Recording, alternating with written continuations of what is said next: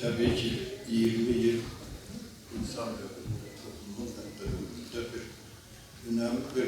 Buna göre mən ürəkdən, ən içdən gələn sevgilərimi, saygılarımı bütün elemanlara, tabii ki Sayın Rektorumuz İbrahim Bey'e, İbrahim Halil Mutlu Bey'e öz təşəkkürlərimi bildirirəm ki, bu cür gözəl törənlərdə mi deyə, bu gün gözəl günlərdə bu yaradıcılıq mühitini ortaya önemli bir yer tuttuğunu bir daha hatırlatmak istedim. Ben bir iki gündür üniversitenizdeyim.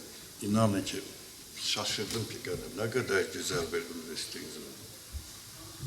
Bu sıcak memlekette ben mimar, daha doğrusu estetik derslerine de girirəm vaxtilə.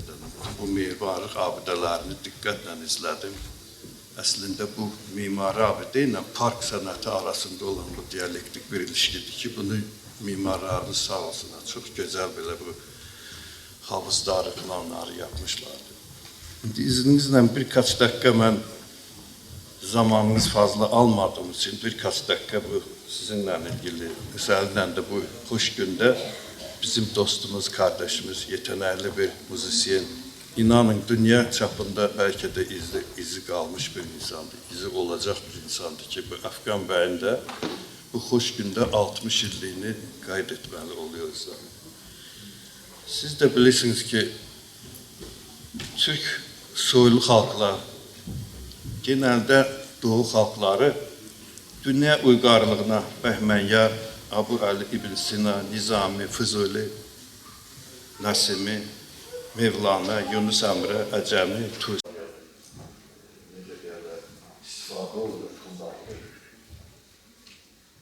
Tabii ki bunların ortaya koydukları teoriler, fikirler, kavramlar.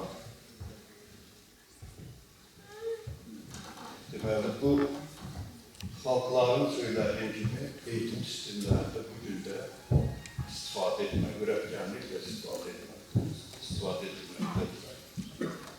Aynı zamanda geçmişin müterakki milli eğitim ananeleri devam ettiren üniversitelerimiz halkımızın özellikle gençlerimizin mariflenmesi, çağdaş dünya teknolojisine sahip olması, manevi estetik kültürler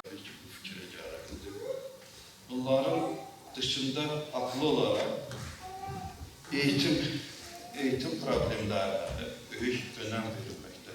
Bu bakımdan müzik bölümü ve elemanlarının verimli emeklerini de